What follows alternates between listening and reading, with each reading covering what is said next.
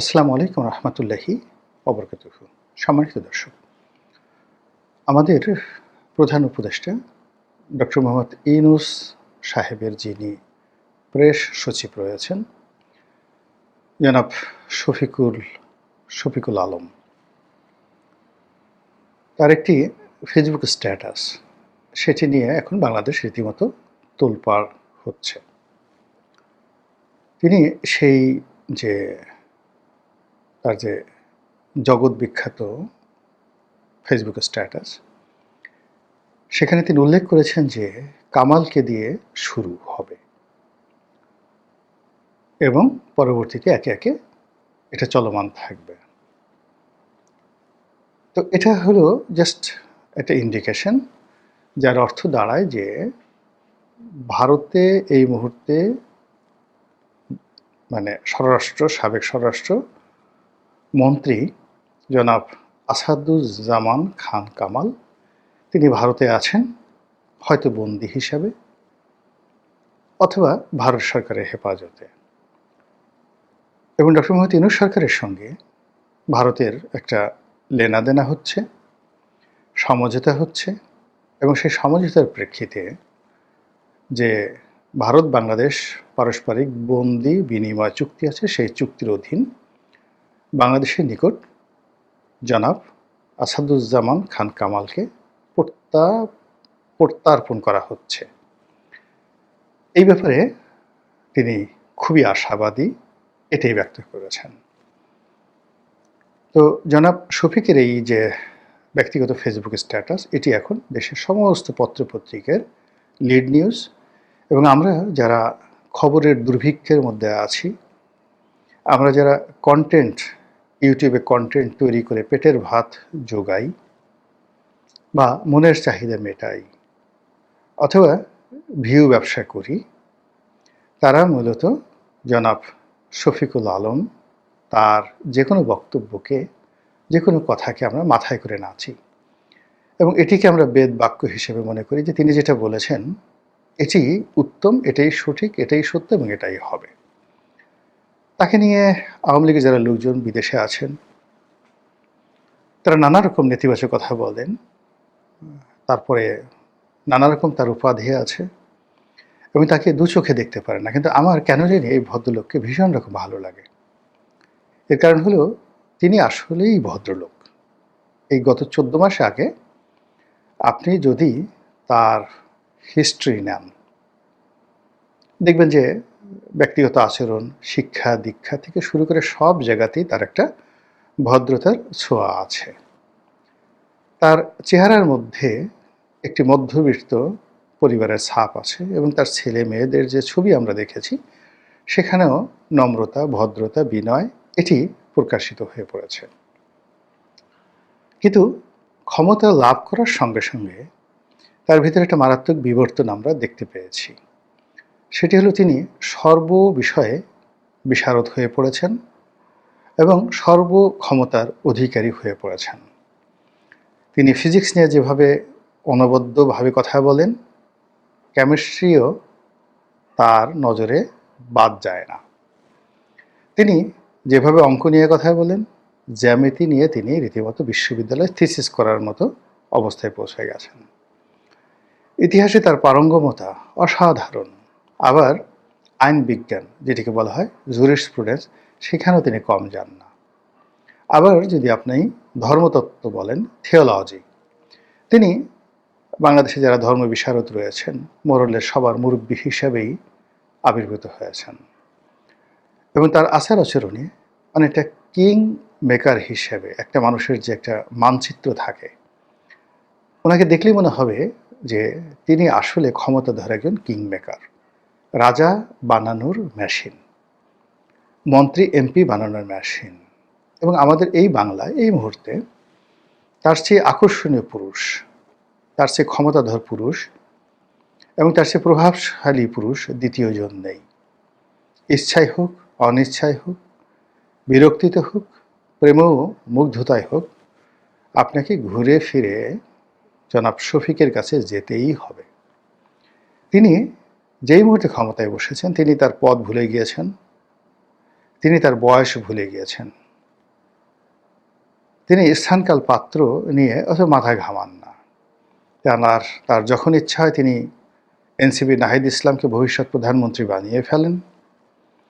তিনি যখন আওয়ামী লীগ নিয়ে কথা বলেন, শেখ হাসিনাকে নিয়ে কথা বলেন, কিংবা কোনো দেশের রাজনৈতিক শীর্ষ নেতৃবৃন্দ, বিশেষ করে আওয়ামী লীগ, জাতীয় পার্টি এবং তার সঙ্গে যারা সহযোগী ছিলেন, তারা সেটা জনাব হাসানুল হক ইনু হন, কিংবা রাশেদ খান মেনন হন, কিংবা শেখ হাসিনা হন, এটা কোনো বিষয় নয়।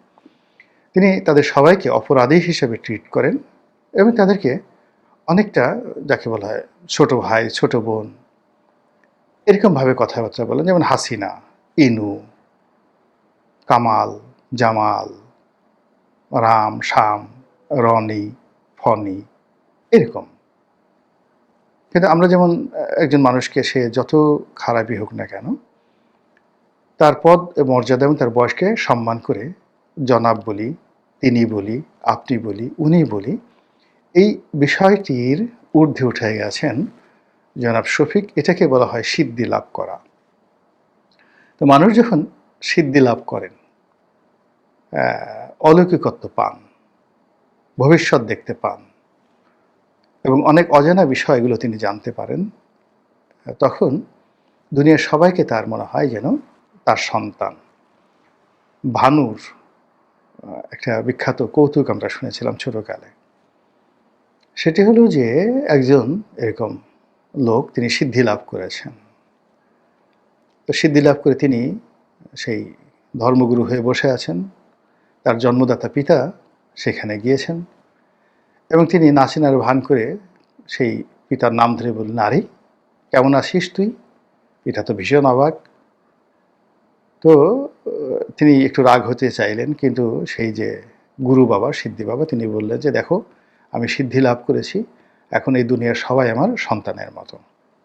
কথাটা বললাম এই কারণে যে তিনি তার যে ফেসবুক স্ট্যাটাস, সেখানে এমনভাবে কথা বলেছেন যে কামালকে দিয়ে শুরু হবে।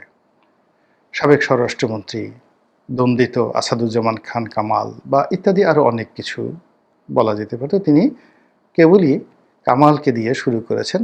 কামাল মিন্স একজন তার ছোট ভাই, তার অধীনস্থ, তার দয়া বা অনুগ্রহ ভাজন।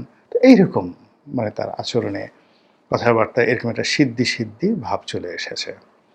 তো এটা নিয়ে ভারতের পত্রপত্রিকাগুলো লিখছে, ইউটিউবে কন্টেন্ট তৈরি হচ্ছে, আওয়ামী লীগের লোকজন রীতিমতো রেগে মেগে অস্থির হয়ে যাচ্ছে এবং অনেকে কিন্তু আবার ভয়ও পাচ্ছে। ভয় পাচ্ছে কারণ যে রাষ্ট্রের আসলে সাধারণত কোনো চরিত্র থাকে না। রাষ্ট্রের চরিত্র নির্ধারিত হয় রাষ্ট্র যারা পরিচালনা করেন তাদের কর্মকাণ্ডের উপর। তো সেই ক্ষেত্রে একটি রাষ্ট্র অন্য একটি রাষ্ট্রের জন্য ভয়ে হোক, লোভে হোক, লালসায় হোক, প্রয়োজনে হোক, অনেক কিছু করতে পারে। আপনার অতীতে দেখেছেন, যুদ্ধ যখন হতো, যিনি বিজয়ী হতেন তিনি হেরেমে ঢুকে সঙ্গে সঙ্গে আগের বর্ষের স্ত্রী অথবা কন্যা, তাদেরকে ক্যাপচার করে বিয়ে শাদী হোক, ধর্ষণ হোক, একসাথে যাপিত জীবন হোক, তিনি তার সেই দৈহিক কামনা বাসনা মুহূর্তের মধ্যে চরিতার্থ করতে পারতেন। এটাকে অনেকে গনিমতের মাল বলেন, কিন্তু ইসলামের আবির্ভাব হওয়ার অনেক আগে, কিংবা যে কোনো মানে রাজনীতিতে এটা একটা চিরাচরিত কমন ফেনোমেনা। তো এটা নির্ভর করে সেই যিনি বিজয়ী হলেন তার ইচ্ছার উপরে। আর পরাজিতের সমস্ত ধনসম্পদ, ময়ূর সিংহাসন, কোহিনূর পাথর, সব কিছু বিজয়ীর হয়ে যায়। আমরা এটা ইতিহাস জানি। 2 নম্বর হলো যে ক্ষমতা টিকিয়ে রাখার জন্য, সম্পর্ক স্থাপনের জন্য, বা সম্পর্ক যাতে তৈরি হয় এজন্য অনেক কিছু বিনিময় হতো। দেখা যেত নিজের কন্যাকে রাজপ্রাসাদে পাঠিয়ে দেওয়া হতো, হেরেমে পাঠিয়ে দেওয়া হতো বাদশার মনোরঞ্জনের জন্য। অথবা একেবারে যে শত্রু, যুদ্ধক্ষেত্রের শত্রু, সেই শত্রুর সঙ্গে মিত্রতা স্থাপনের জন্য নিজের কন্যাকে শত্রুর যে বাদশাহ তার সঙ্গে বিয়ে দেওয়া হতো, অথবা সেই বাদশার সন্তানের সঙ্গে বিয়ে দেওয়া হতো। এই ইটস এ ম্যারেজ ডিপ্লোম্যাসি। বললাম এই কারণে যে রাষ্ট্র তার প্রয়োজনে যে কোনো সময় তার চরিত্র পাল্টাতে পারে।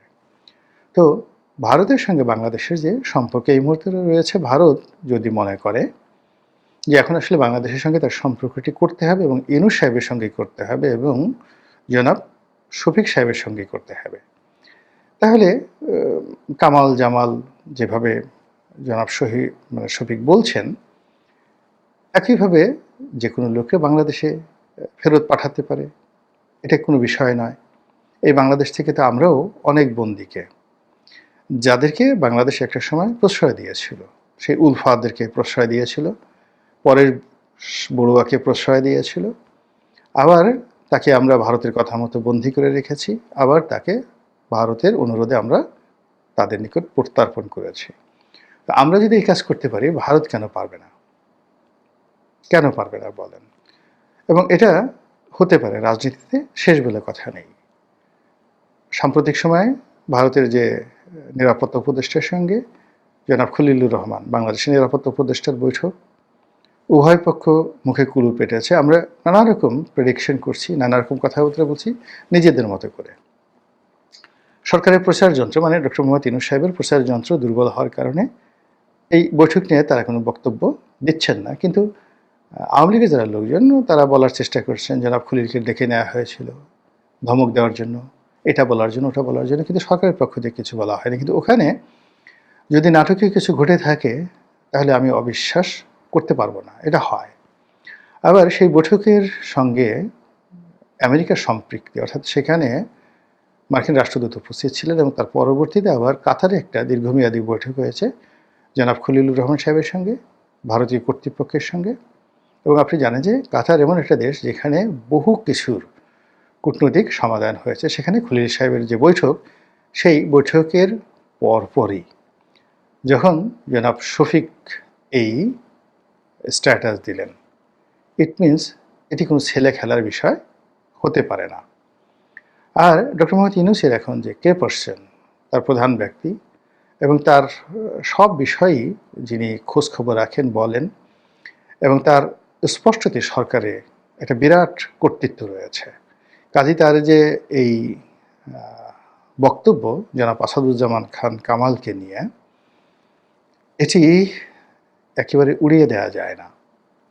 আর এটি যে আওয়ামী লীগের লোকজনের মধ্যে যথেষ্ট উত্তেজনা তৈরি করেছে, যথেষ্ট ভয় তৈরি করেছে, এতে তাদের যে প্রতিক্রিয়া, এটা দেখলেই বোঝা যায়। এবং তারা যখন সান্ত্বনা খোঁজার চেষ্টা করছেন যে এটা হবে না, ভারত এটা করতে পারে না, ভারত এটা করবে না, কংগ্রেস, বিজেপি, মমতা ব্যানার্জি, তারা সবাই, সিপিএম, ভারতের কমিউনিস্ট পার্টি অফ ইন্ডিয়া, তো তারা সবাই শেখ হাসিনাকে রাখার ব্যাপারে ঐক্যমত্য পোষণ করেছেন, আওয়ামী লীগকে আশ্রয় দেওয়ার ব্যাপারে ঐক্যমত্য পোষণ করেছেন। এই ধরনের কথা প্রচার করে তারা এক ধরনের সান্ত্বনা খোঁজার চেষ্টা করছেন। কিন্তু রাজনীতিতে তো আমি বললাম যেখানে শেষ বলে কোনো কথা নেই। যদি তাই হয়, তাহলে সঙ্গত কারণেই দেখবেন যে বাংলাদেশে আওয়ামী লীগ, কিংবা কলকাতাতে, ত্রিপুরাতে, দিল্লিতে, যেখানে আওয়ামী লীগের আছেন এখন রাজার হালে, তাদের সকলের মধ্যে রীতিমতো কান্নার রোল পড়ে যাবে। আর সবচেয়ে বেশি বিপদগ্রস্ত হয়ে পড়বেন জনাব ওবায়দুল কাদের। তার হার্টের অবস্থা এমনিতেই ভালো নন। অনেক আগের থেকে তিনি বেশ কয়েকবার চিকিৎসা নিয়েছিলেন, একেবারে মৃত্যুর দরজা থেকে তিনি ফিরে এসেছেন। সিঙ্গাপুরে তার যে অবস্থা হয়েছিল, ফলে সত্যিই যদি জনাব আসাদুজ্জামান খান কামাল সাহেবকে বাংলাদেশে পাঠানো হয়, এবং তাকে যেদিনই পাঠানো হবে দেখা যাবে খুব দ্রুত যদি তার ফাঁসির রায়টি কার্যকর করা হয়, যেভাবে কাদের মোল্লাকে ফাঁসি দেওয়া হয়েছে, যেভাবে মীর কাসিম সাহেবকে ফাঁসি দেওয়া হয়েছে, তো এই ফাঁসিগুলো আওয়ামী লীগ যেভাবে দিয়েছে, বা এই বিচার যেভাবে আওয়ামী লীগ করেছে, দীর্ঘসূত্রিতার আশ্রয় নিয়েছে, সেখানে বর্তমান যে বিচার, এটা আওয়ামী লীগের বিচারের চাইতে 100 ভাগ না, 1000 ভাগ নয়, 1,00,000 গুণ ট্রান্সপারেন্ট। বিকজ এখানে যা কিছু বক্তব্য হচ্ছে সবই মিডিয়াতে দেখানো হচ্ছে, বলতে পারেন মিডিয়া ট্রায়াল। এটা খুব দ্রুত গতিতে হচ্ছে, এত দ্রুত গতিতে হচ্ছে যেটা কল্পনাই করা যায় না। আর এই বিচারকে সমালোচনা করার মতো এই মুহূর্তে বাংলাদেশে কোনো শক্তি নাই, আন্তর্জাতিক অঙ্গনেও কোনো শক্তি নাই। জামাতের বিরুদ্ধে যখন বিচার করা হচ্ছিল তখন আন্তর্জাতিক অঙ্গন থেকে শুরু করে বহু রাষ্ট্র, পাকিস্তান, আমেরিকা, তুরস্ক থেকে শুরু করে আরও অনেক রাষ্ট্র সরাসরি এই বিষয়ে নাক গলিয়েছে। কিন্তু এখন যে আইসিটি বিচার হচ্ছে এই ব্যাপারে কোনো রাষ্ট্র সরাসরি নাক গলাচ্ছে না। 2-4টে এনজিও, আন্তর্জাতিক মানবাধিকার সংস্থা তারা বক্তব্য দিচ্ছে মিনমিন করে। তো কাজেই এই যে আমরা যতই এই আইসিটি, বর্তমান আইসিটি সেটাকে নিয়ে তুচ্ছ এবং তাচ্ছিল্য করছি, মনে হচ্ছে যে আগ্নেয়গিরির উপরে শুয়ে আপনি দ্বিধার চেয়ে চোখ বুজে ঘুমাচ্ছেন যে কখনো এখান থেকে অগ্নুৎপাত হবে না। কিন্তু ইতিমধ্যে মৃত্যুদণ্ড কিন্তু হয়ে গেছে। কাজেই যদি এখানে কাউকে হঠাৎ করে মানে শুলে চড়িয়ে দেওয়া হয়, ফাঁসিতে লটকিয়ে দেওয়া হয়, আর বিনিময়ে যদি বিলিয়ন বিলিয়ন ডলারের রাষ্ট্রীয় অর্থনীতির স্বার্থ থাকে এবং ব্যক্তিগত সফলতা ব্যর্থতার বিষয় থাকে, তাহলে রাষ্ট্রীয় শক্তি কেন এই নেগোসিয়েশন করবে না? কাজে আমি যে কথাগুলো বললাম ইতিবাচক নেতিবাচক না হয়ে জাস্ট একটা বিশ্লেষণ। এখানে যারা ভয় পাওয়ার তারা ভয় পাবেন, যারা আশাবাদী হওয়ার তারা আশাবাদী হবেন, অথবা যারা এটাকে শুনতে চাইবেন না যে বোগাস শফিক সাহেব যা কিছু বলেন এটা একটা ভোকাজ বিষয়, সেটা তাদের একান্ত ব্যক্তিগত ব্যাপার। মহান আল্লাহ আমাদের সবাইকে হেদায়েত দান করুন এবং হেফাজত করুন। আসসালামু আলাইকুম ওয়া রাহমাতুল্লাহি ওয়া বারাকাতুহু।